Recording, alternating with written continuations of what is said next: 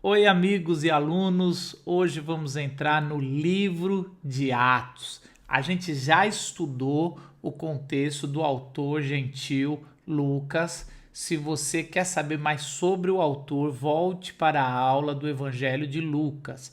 Aqui a gente vai expandir um pouco mais no contexto da segunda obra de Lucas, que escreveu junto. Ele escreveu o Evangelho numa pesquisa e também ele vai escrever Atos do Espírito de Jesus. Antes da gente entrar em Atos em si, eu quero falar um pouco sobre o estilo literário narrativo. As narrativas são de grande importância para a Bíblia. 40% do Antigo Testamento é composto por narrativas.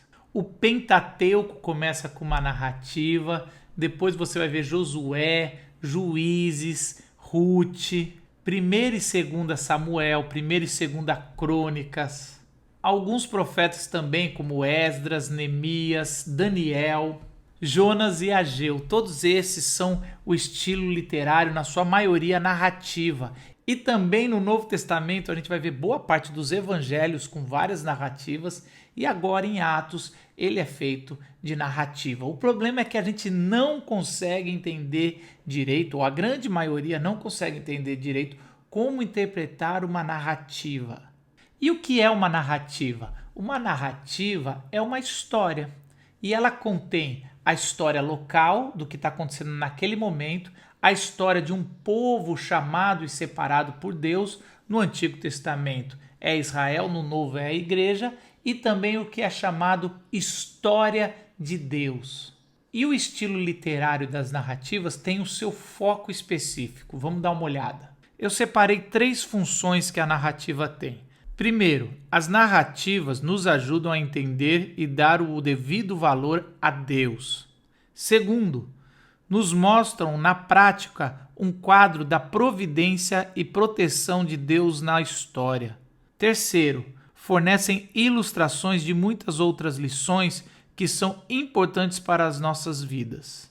Você percebe como a função da narrativa ela é subjetiva, porque ela vai dar exemplos negativos ou positivos, mas nem sempre a gente tem isso claro, mas ela está revelando Deus no processo da história. Ela também serve para a gente pegar boas ilustrações da vida para aplicar para nós, mas tudo isso depende muito do intérprete, de quem está lendo, para entender se essa história ela é positiva e a gente tem que imitar, se essa história ela é negativa e a gente tem que fazer o oposto, ou se essa história é apenas uma história para a gente entender a que ponto chegou o A ao B. Como é que chegou, por exemplo, o Messias? Então a gente precisou de uma história atrás do Messias. Ou como a igreja chegou a Roma, então a gente precisa de uma história para entender como chegou até lá. Tudo isso depende de você, com seus critérios que você vai ler Atos. Mais uma dica poderosa que eu li no livro Entendes o que Lês é quando a gente entende que toda narrativa bíblica tem 3 níveis de compreensão. Existe o nível superior, o plano universal de Deus elaborado através da sua criação e redenção. Isso é fundamental não só para você ler as narrativas, mas quando você também está lendo a Bíblia toda. Entender que existe um propósito de Gênesis a Apocalipse ao qual Deus inspirou seus autores. E existe uma conexão de propósito nessa narrativa. Então, quando você vai ler Gênesis, independente se você está lendo algo difícil ou se você vai ler, por exemplo, Números, como Deus organizou e qual é o número que realmente estava o povo de Israel, se você ficar pensando, só focando ali naquela parte local, você não entende o projeto de Deus para a sua vida ou para a criação, a salvação da criação. Então Deus está se revelando ao mundo e também está com um projeto de restauração e resgate da sua criação. Você sempre tem que entender que tem esse nível superior quando você está lendo um texto local. Existe também o nível intermediário. No Antigo Testamento centraliza-se em Israel, mas no Novo a igreja com o Espírito Santo. Esse nível intermediário é quando você entende que o Antigo Testamento está escrevendo sobre a história de Israel. Ele está debaixo desse nível superior da revelação, aonde o Messias, aonde Jesus está sendo enviado para resgatar a criação. Mas é importante você, quando estiver lendo isso, entender os personagens principais, como Abraão, como o Egito, os reis, o exílio, entender toda essa história que eles estão preocupados no Antigo Testamento e narrar como a nação de Israel estava indo como nação separada por Deus. No Novo Testamento, como é em Atos que a gente quer entrar, ele também está preocupado em narrar como esse povo, a igreja, foi separada por Deus. Então, o que aconteceu no Pentecoste, o Espírito de Jesus auxiliando e sendo derramado a essa igreja, como a igreja começou a sair do berço judaico e entrar entre os gentios, quem foi o primeiro apóstolo a fazer isso, quem comandou esse avivamento para fora, que foi em Pedro com Cornélio, e assim como chegou até a capital de Roma ou até os confins da terra. Então, quando você vai ler uma narrativa, além do nível superior, tem o nível intermediário para você entender a história de Israel ou a história da igreja. E o terceiro nível é o nível inferior. Aqui se acham todas as centenas de narrativas individuais que perfazem os dois outros níveis. Sempre lembrando que esse nível inferior, ele é só para colocar em camadas, ele não é inferior aos outros, todos têm um grande valor. Então, quando você estiver lendo uma passagem específica, como Felipe e o eunuco, você pode entender que aquela passagem quer dizer alguma coisa para a história da igreja e que a história da igreja está querendo dizer alguma coisa para a história da redenção da criação. Assim como se você pegar um detalhe, por exemplo, quando Abraão vai sacrificar Isaque, aquilo significa alguma coisa para a história de Israel e a história de Israel, aquela parte da história, significa alguma coisa para a história da redenção da criação. Então, você tem sempre esses três níveis e esses três níveis estão em todas as narrativas bíblicas. Fica com isso em mente quando você for ler e se debruçar em Atos. Eu vou passar agora para vocês 10 princípios sobre a interpretação das narrativas. 1. Geralmente uma narrativa não ensina diretamente uma doutrina.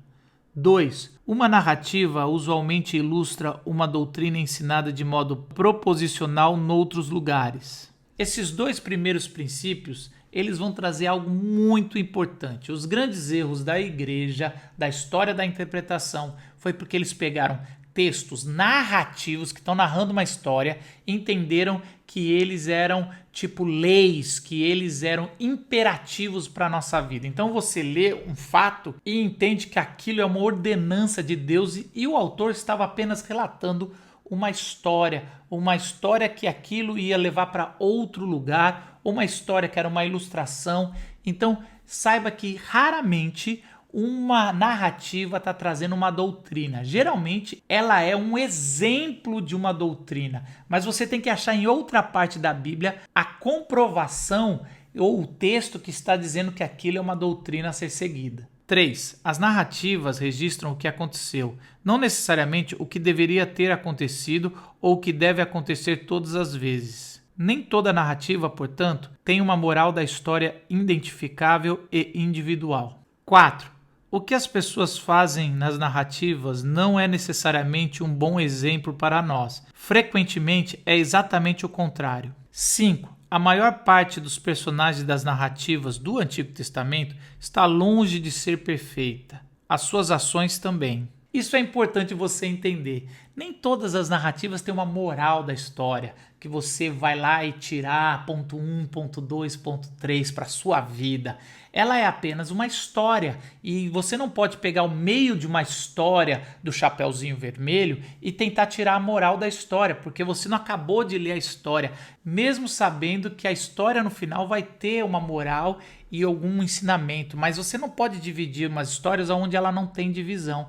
E os personagens que ela narra, principalmente no Antigo Testamento, a Bíblia não tenta amenizar os defeitos. Quando você vai ler os patriarcas, você vai ver tantos defeitos que você fica assim até se identificando com eles. Nossa, eu também poderia ser um patriarca. E é isso que a Bíblia quer dizer, que Deus está agindo com a sua santidade, o seu poder, mas não vem essas qualidades dos personagens bíblicos. E quando você vai para o Novo Testamento, apesar deles já terem recebido o Espírito Santo, você vai ver vários erros. A Bíblia não esconde isso. Você vai ver de Pedro, você vai ver de Paulo, você vai ver de Barnabé. Então aqueles erros estão ali e não quer dizer que você tem que imitá-los, não quer dizer que ali tem uma doutrina, é apenas uma narrativa para contar quão falhos são os homens de Deus e quão poderoso é o Espírito de Jesus agindo na vida deles. 6. Nem sempre somos informados no fim de uma narrativa se aquilo que aconteceu foi bom ou mal. 7. Todas as narrativas são seletivas e incompletas. Nem sempre todos os pormenores relevantes são dados. O que realmente aparece na narrativa é tudo quanto o autor inspirado considerava importante para nós sabermos.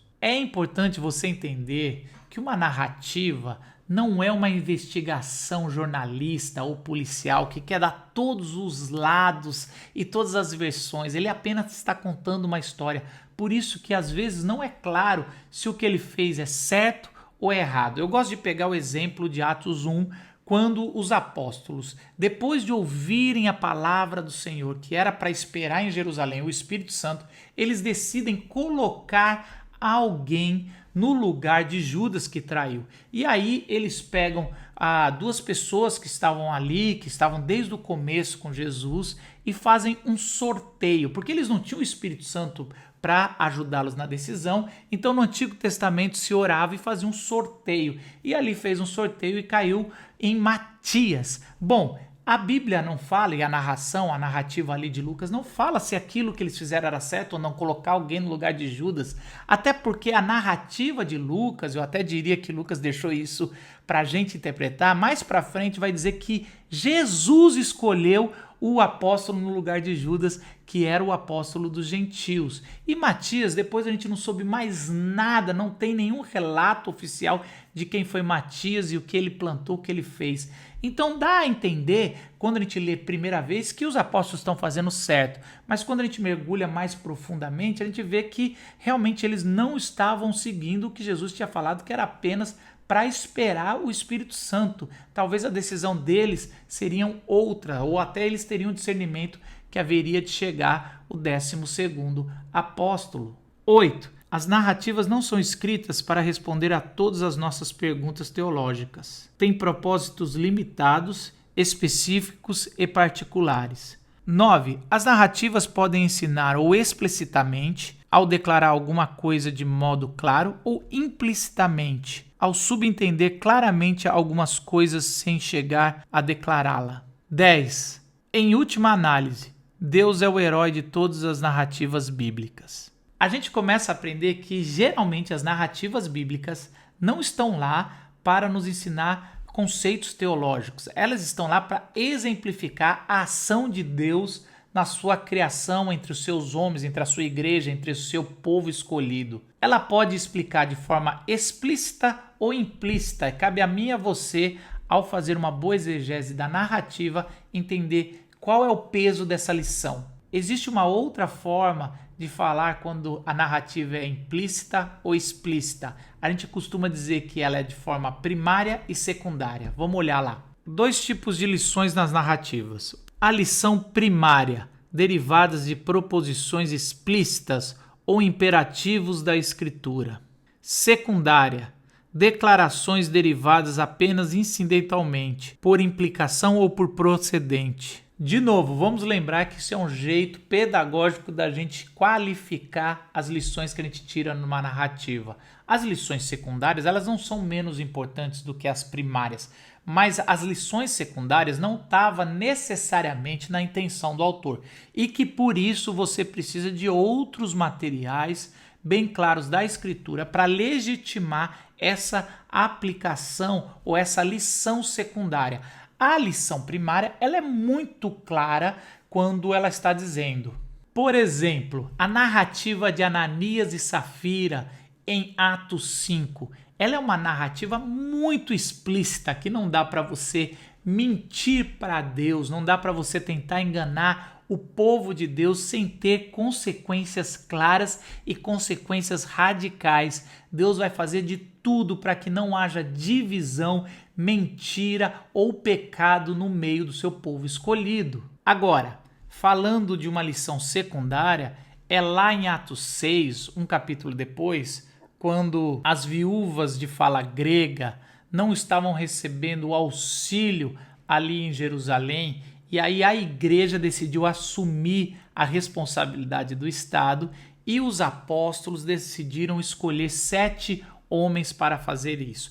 Essa forma, ela é secundária, ela não é explícita. Nós não precisamos, melhor falando, hoje escolher 7 diáconos. A gente dá o nome de diácono, o texto nem fala isso. Mas a gente não precisa escolher 7 diáconos e daquele formato que foi feito, apesar que ele é uma lição secundária. É bom escolher pessoas através da oração, é bom escolher pessoas que caminharam com Jesus, que têm um tempo de fé, mas aquilo não é a lição primária.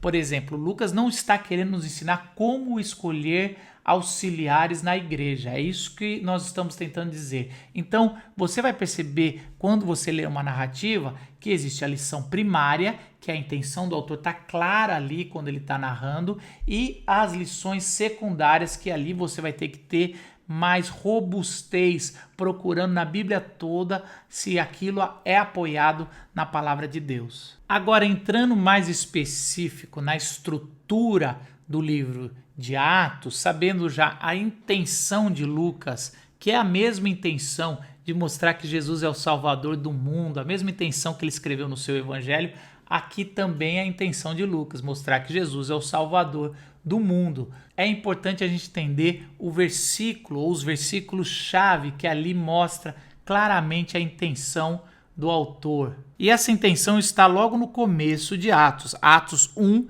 versículo 1 e 2. Em meu livro anterior, Teófilo, escrevi a respeito de tudo o que Jesus começou a fazer e a ensinar, até o dia em que foi elevado aos céus, depois de ter dado instruções por meio do Espírito Santo aos apóstolos que havia escolhido.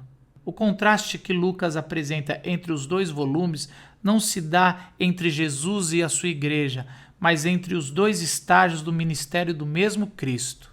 Então, de forma popular, costuma-se dizer que o Evangelho de Lucas é sobre o ministério de Jesus e Atos é sobre o ministério da igreja, dos apóstolos. Mas Lucas está deixando bem claro que ali é o ministério de Jesus em 2 partes. A primeira com a atuação e a obra salvífica, e a segunda é através do Espírito de Jesus, que é derramado nos apóstolos e que o seu ministério ainda continua. Então é dividido em 2 partes aqui a obra de Lucas. Então a gente sempre fala de volume 1 e volume 2 entre os estudiosos. É importante aqui a gente entender por que se deu o nome de Atos dos Apóstolos ou Atos simplesmente nesse livro. Porque geralmente a gente se dá o nome da carta para o destino ou dos evangelhos pelo autor, pela tradição de quem escreveu. Mas Atos é a segunda obra do mesmo autor. Então, por que recebeu esse nome?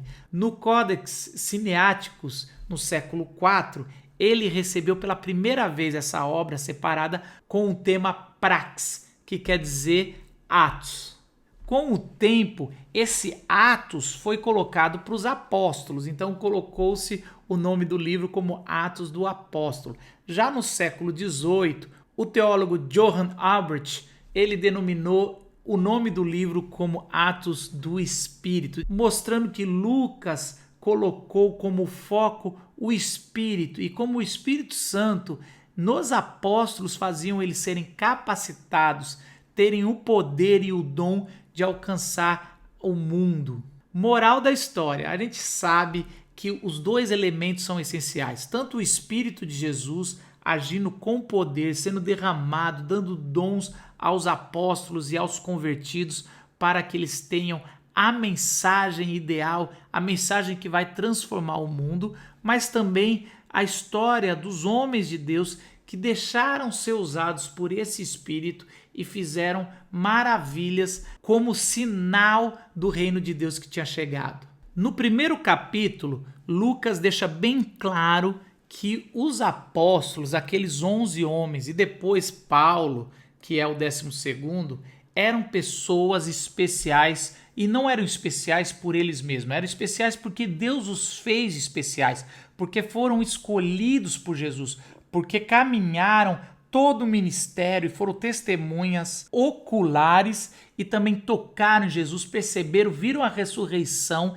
Então, eles, por terem essa experiência de vida, são apóstolos. Hoje em dia é importante a gente falar isso porque as pessoas pegam o que quer dizer apóstolo, que é o cara que começa uma nova igreja, um novo movimento, mas não pode apenas significar isso. Apostolado significa as pessoas que caminharam com Jesus e foram testemunhas oculares. Lucas separou o capítulo 9 para contar que Jesus escolheu Paulo, que Paulo foi testemunha ocular de Jesus, apesar que ele ficou cego, né? Mas ele foi uma testemunha presencial de Jesus e que o Jesus mandou um dos seus ir lá e colocar a mão e o batizar. Então presta atenção, é importante para a gente entender que não existe novos apóstolos. Ali Lucas está dizendo claramente que aqueles homens foram escolhidos por Deus para testemunhar, e hoje a gente entende que é um testemunho inspirado por Deus, o que era o Evangelho de Jesus Cristo. Eu separei 4 apontamentos que Lucas fez no primeiro capítulo, mostrando que os apóstolos são exclusivos. Primeiro, ele mostra em Atos 1:2 que Jesus os escolheu. Não foram eles que escolheram Jesus, e é bem claro que Jesus os escolheu. Também Jesus se revelou a eles na sua ressurreição. Lucas vai deixar isso claro no versículo 21 e 22, que Jesus quis se revelar várias vezes para eles e para eles foi dado esse recado. Em terceiro lugar, em Atos 1, 3 a 5, a gente vai ver que Jesus os enviou e os comissionou com uma grande missão, que era esperar o Espírito Santo e depois agir até os confins da terra com esse poder do Espírito. E em quarto lugar, em Atos 1:8, a gente vai perceber que Jesus prometeu-lhes o Espírito Santo dele, dizendo: olha, eu estou indo, mas eu vou continuar com vocês através do meu Espírito. Agora, mergulhando um pouco mais na segunda obra de Lucas, vamos pensar na estrutura que Lucas montou essa segunda obra. Tradicionalmente, a gente tem 2 modelos para mergulhar nessa obra. O primeiro modelo é a estrutura baseada na expansão geográfica. A gente vai ver claramente que do capítulo 1 ao 7, Lucas mantém a sua narrativa em Jerusalém. Já no capítulo 8 ao 10, a gente vai ver a expansão da igreja para Samaria e Judéia.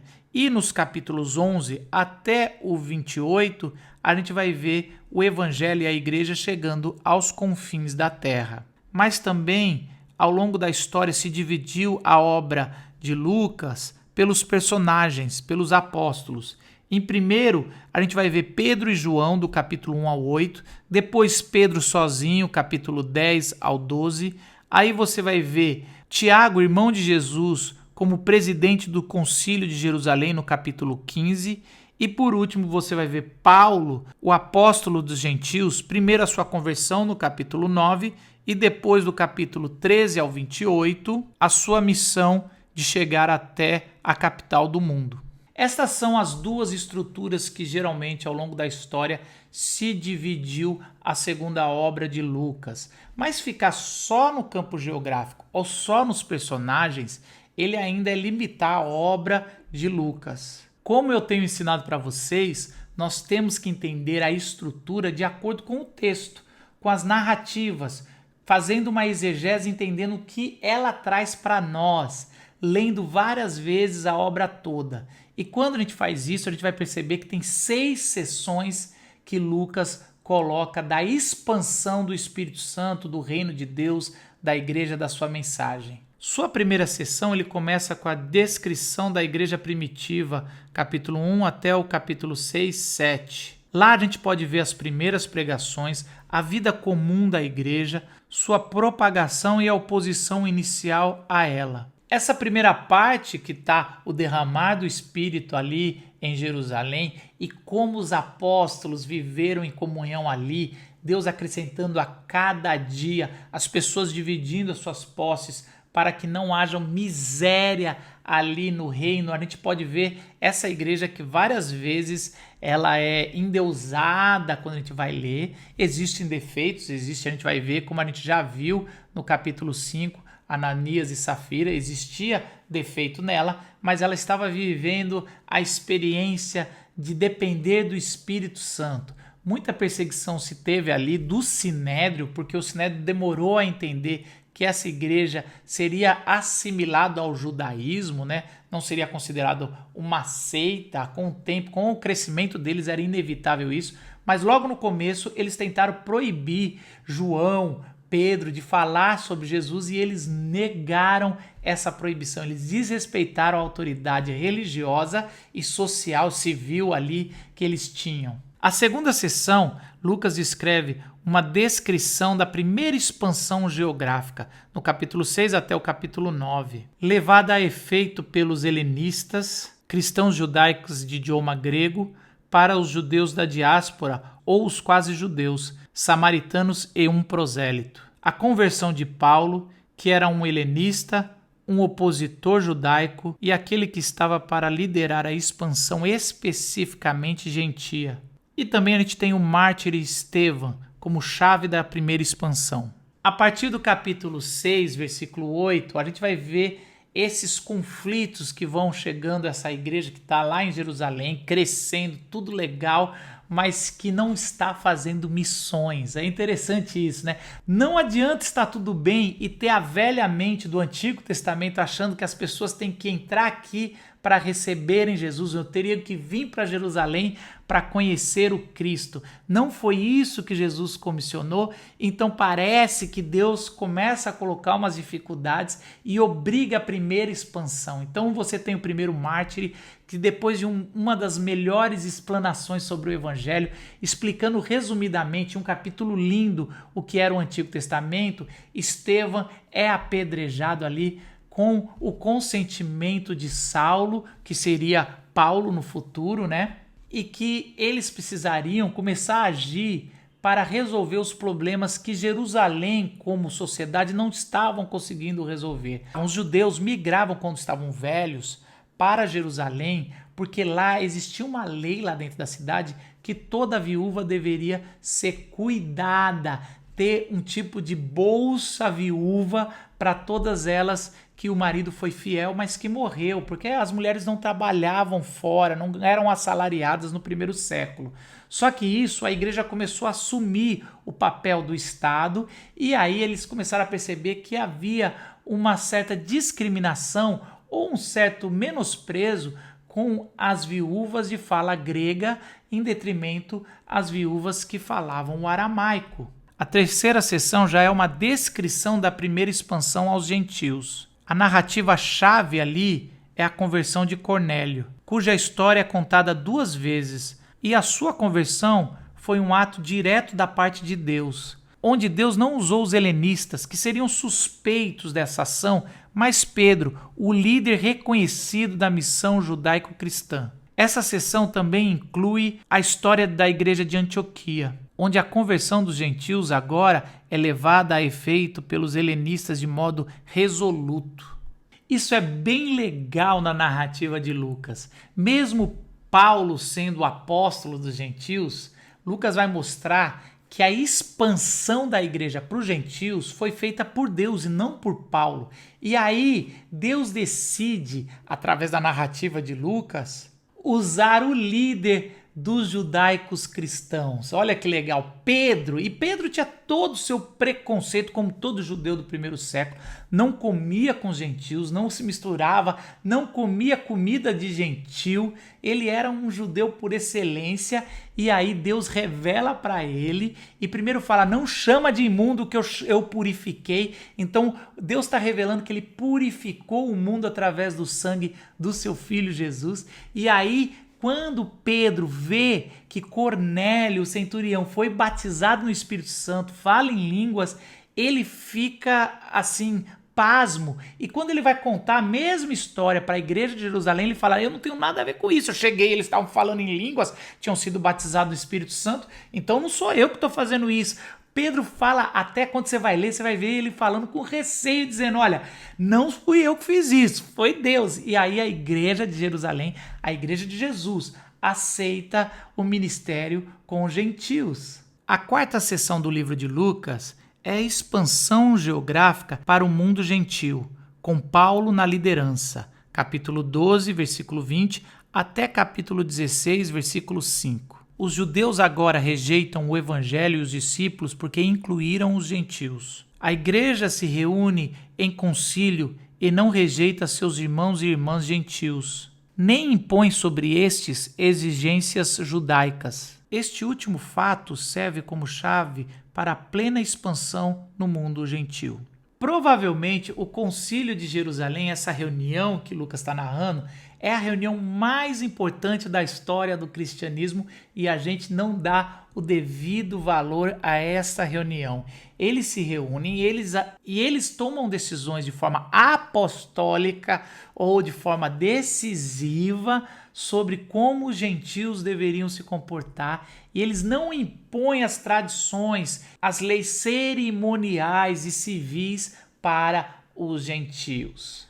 Quinta seção, a entrada na Europa, rumo à capital do mundo, capítulo 16 até o capítulo 19. Uma descrição da expansão adicional, sempre em direção ao ocidente no mundo gentil, agora entrando na Europa. Repetidas vezes, os judeus rejeitam o evangelho e os gentios lhe dão as boas-vindas. A gente vai ver nessa sessão que o evangelho supera a Palestina e as boas novas de Jesus, ela é universal. Então alguém com a mente totalmente grega, que já nem falava aramaico, não sabia da tradição, não sabia da Torá, não sabia do Antigo Testamento, recebe o evangelho, adota o evangelho e adota Jesus como Salvador do mundo, mas as sinagogas que também estão espalhadas pela Europa rejeitam a mensagem do evangelho. Então a gente vai ver Paulo, apóstolo dos gentios, expandindo para a Europa, sempre indo primeiro numa sinagoga, pregando o evangelho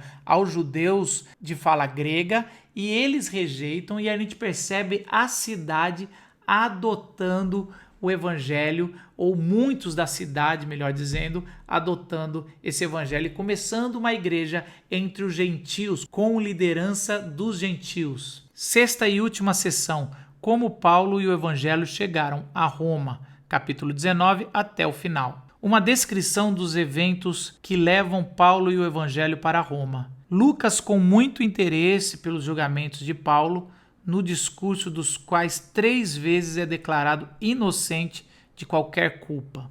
Atos do Espírito Santo encerra mostrando como ele chega na capital e como ele não acaba. Então você vai ver a sessão, a última sessão, não acabando, você fica assim, cadê? E é interessante que provavelmente Lucas sabia da morte de Paulo, mas o interesse de Lucas, como a gente vai ver agora para frente, não era biográfico a história de Paulo, mas sim a história da expansão do evangelho. Então, quando chega em Roma, Lucas deixa de relatar o que acontece, porque ali ele dá o ponto final, ou dizendo assim, daqui em diante é o trabalho de todos os cristãos, de todos os discípulos de Jesus, meu e seu. Lucas, por ter caminhado com Paulo, deixa claro na sua última sessão que por 3 vezes Paulo foi declarado inocente. Então Paulo é um mártir de Jesus Cristo. Isso foi importante para Lucas relatar, ou era importante para a igreja de Jesus ver que Paulo não tinha feito nada de errado, ele era um mártir, mesmo ele sendo julgado pelos romanos e não pelos judeus, porque os judeus queriam ter matado ele antes. Ele era inocente e ele foi morto pelo nome do Cristo. Vocês sabem que as narrativas do segundo livro de Lucas é algo maravilhoso. Eu fiz uma exposição capítulo por capítulo, está na internet, e até hoje é a exposição que eu mais recebo, porque as pessoas assimilam bem as narrativas, são gostosas, a gente se entrete, às vezes a gente tira más conclusões, mas elas são incríveis. Por último, eu gostaria de falar o que Lucas não falou em Atos. Por incrível que pareça, é melhor a gente falar qual não era a intenção de Lucas do que tentar cravar a intenção de Lucas aqui. Então vamos lá. Primeiro, Lucas não se interessa pelas vidas, biografias dos apóstolos. Tiago é o único cujo fim ficamos sabendo pela narrativa de Lucas em Atos 12, 2. Pedro desaparece da vista a não ser no capítulo 15. Tirando João, os demais apóstolos nem sequer são mencionados. E o interesse que Lucas tem por Paulo é meramente com a missão dele com os gentios. Se você vai em Atos querendo saber sobre a vida dos apóstolos, Lucas tinha pouco interesse em narrar sobre isso. Até mesmo Paulo, que ocupa boa parte dessa narrativa, Lucas fala pouco sobre ele. A gente sabe mais sobre Paulo, às vezes, pelas cartas que ele escreve, do que por essas narrativas. Porque Lucas não está preocupado em fazer biografias. A única biografia que Lucas ficou preocupado era a de Jesus, e ele já tinha feito isso no seu primeiro tombo. Então, na sua segunda obra, ele fala sobre o Evangelho e o poder do Espírito na expansão. Segundo, Lucas não fala da organização e política da igreja. Os 7 escolhidos no capítulo 6 não são chamados de diáconos. Não conta como a igreja em Jerusalém passou da liderança de Pedro e dos apóstolos para Tiago, irmão de Jesus. Não fala das organizações das igrejas locais em termos da política ou da liderança, a não ser uma menção dos presbíteros nomeados. É importante a gente falar isso. Lucas não tem interesse em doutrinar a igreja da forma política ou da forma de como ela deve se estruturar. Então a gente hoje vê muitas brigas e divisões da igreja, porque umas têm um jeito de ser, outras têm outro jeito de ser. Nosso jeito é apostólico, nosso jeito é em presbíteros, nosso jeito é pelo batismo com as batistas, e a gente vê as divisões, sendo que Atos, ao qual vai narrar sobre isso, não fala nada sobre isso. Parece que Lucas está deixando ou mostrando que Paulo deixava cada igreja se organizar da sua forma ali, colocando Jesus como cabeça. Terceiro, Lucas não fala sobre as outras expansões geográficas da igreja. Não se menciona sobre Creta, que a gente viu que tem uma igreja lá em Tito 1:5. Não menciona a igreja em Lírico, a moderna Iugoslávia, que a gente vai ver em Romanos 15:19. Não vamos ver nenhuma das outras igrejas, como a da Capadócia, Bitínia, vista em 1 Pedro 1:9. Tampouco fala sobre a expansão para o leste, em direção à Mesopotâmia, ou ao sul, em direção ao Egito. Isso nos fala muito da intenção das narrativas de Lucas. Ele escolhe uma expansão. E qual foi essa expansão? A expansão em direção à capital do mundo, à capital do império. Roma era a intenção que Lucas queria chegar lá e mostrar que o evangelho chegou na capital. E é interessante que um tempo atrás não, até hoje ainda é assim, algumas pessoas, até sociólogos, falam que o evangelho funciona, o cristianismo funciona no interior, aonde não tem desenvolvimento. E grandes capitais como Nova York, São Paulo, Tóquio, Londres, não tem espaço para o cristianismo e o evangelho. E a gente vai ver grandes igrejas hoje se expandindo e ganhando muita força nessas capitais. E era assim que Lucas estava querendo dizer. Quando o evangelho chegasse na capital, ele iria implodir de dentro para fora essa capital, e é o que acontece séculos depois com o cristianismo, com os cristãos e com a igreja. Quarto, Lucas não dá uma padronização das coisas, colocando tudo de modo uniforme. Há 2 elementos nas conversões individuais, o batismo na água e o dom do Espírito. Mas estes mesmos podem ser de forma invertida, recebendo primeiro o Espírito Santo e depois sendo batizado, ou sendo batizado e recebendo depois o Espírito Santo, com ou sem imposição das mãos, com ou sem falar em línguas, quase nunca com uma menção específica do arrependimento, mesmo depois do sermão histórico de Pedro em Atos 2. Mais uma vez a gente vê o erro ao longo da história da igreja por uma má interpretação do estilo literário das narrativas e de Atos. Então, por exemplo, Lucas fala a importância de ser batizado, mas ele nunca descreve como forma imperativa como deve ser esse batismo.